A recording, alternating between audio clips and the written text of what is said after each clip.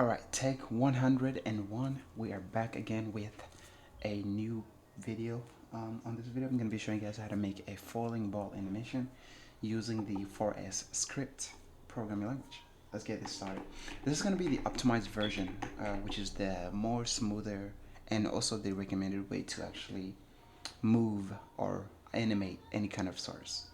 Alright, so first thing we're going to be needing is going to be variables. The variables are going to be the ones that we're going to be using to keep track of,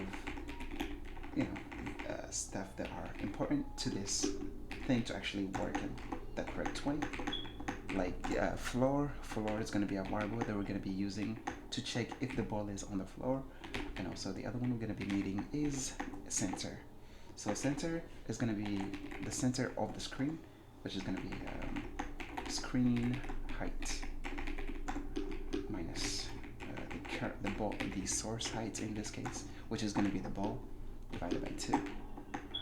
And then now we're going to go ahead and actually create the animation loop itself. Okay, so the animation loop, I'll just call it main, I guess, or just yeah, fuck it, I'll just call it main. I think that's really all there is to it. All right, and we're going to be using easing style as well for this to actually have that kind of to have like a falling effect thing going on here. We're using quad in because it actually applies like a force, like the ball is actually falling like with a force, with like gravity basically.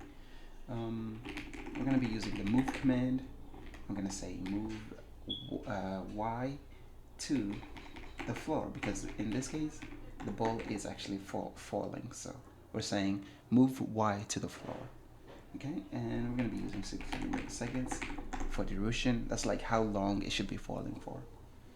If you want it to go faster, you can decrease the value to like 100 or even less to be very instant. In this case I'm using 600 milliseconds for like the duration, in this case like how long the animation should take for the ball to touch the floor, I guess.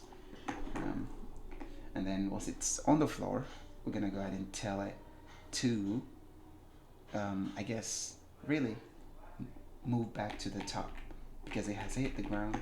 So now we're gonna tell it to move back to the top using quad out in this time for like applying force to the ball when it's bouncing. In this case, the force that it's going to be applying is gravity, causing the ball to like slow down when it's reaching to the top. In this case, the top will be the center. So we're going to say move Y, center Y. And of course also the duration is going to just be the same really.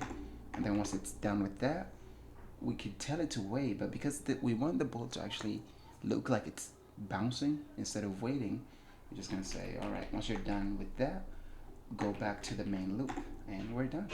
And that's all we need to actually make a falling ball animation script. How many lines of code? 8 lines of code. I mean 9 plus the fucking thing that it's creating there, the empty line. All right. So now that we have that script, I'm gonna go ahead and save the code, load the file for the ball to fall. So notice I have 2 files. I have one that says optimized and the other one is unoptimized. We're gonna check that later on, but first let's check the optimized version, which is the one that I just coded right now with you guys. All right, so I'm gonna click execute. Look at that, the ball is actually falling and hitting the ground and jumping right back up. It's doing that over and over again because of the loop that we added here, the main loop, which is right here, the label. And then we're saying, all right, once it's on the floor, go back to the main loop, which is causing it to fall back to the floor again.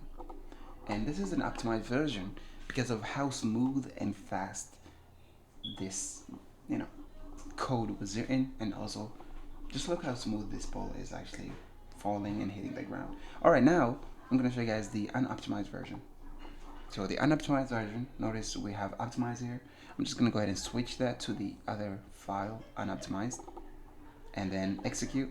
Notice the previous lines was 8 lines of code, but this one has 13 lines of code.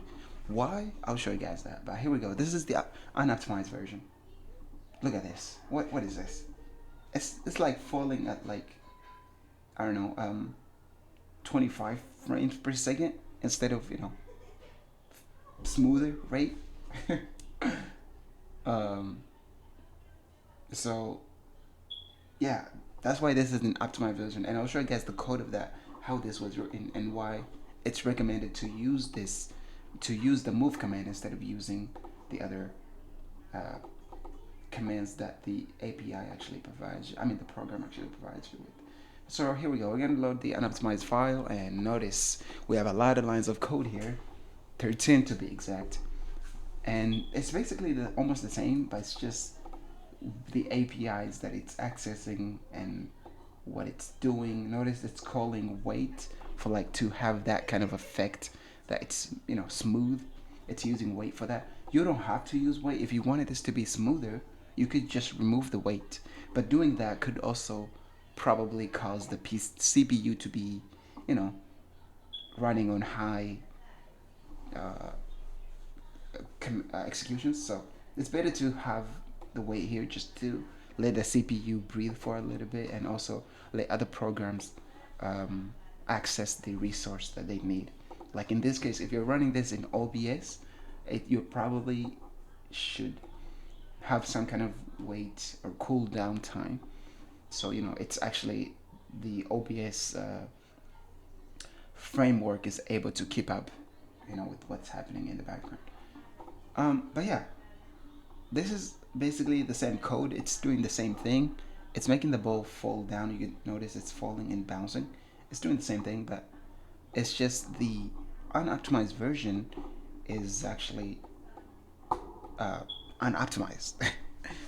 It's way slower. It's way, you know, way too many lines of code to write, and it has a lot of condition statement. Notice that we have if statements, but if we go back to the bouncing optimized version, notice it doesn't have any condition statements. It just works without having condition statements. The reason why the unoptimized has the condition statements is to check if the ball has hit the ground, and if so, then we need to tell the ball to bounce. In this case, we're calling the bounce label, which then goes ahead and says if the ball is off the floor, then we need to tell the ball to fall to the floor, which causes it to, you know, execute the falling animation. But in this case, if it's not off the floor, in this case that would be center. So if it doesn't match, if the current position doesn't match center Y, then it's going to cause the ball to jump, or, you know, bounce basically. And the way it does that is by moving the ball, the position Y, by 20 pixels every, I guess, frame per second, maybe. But it's still slower.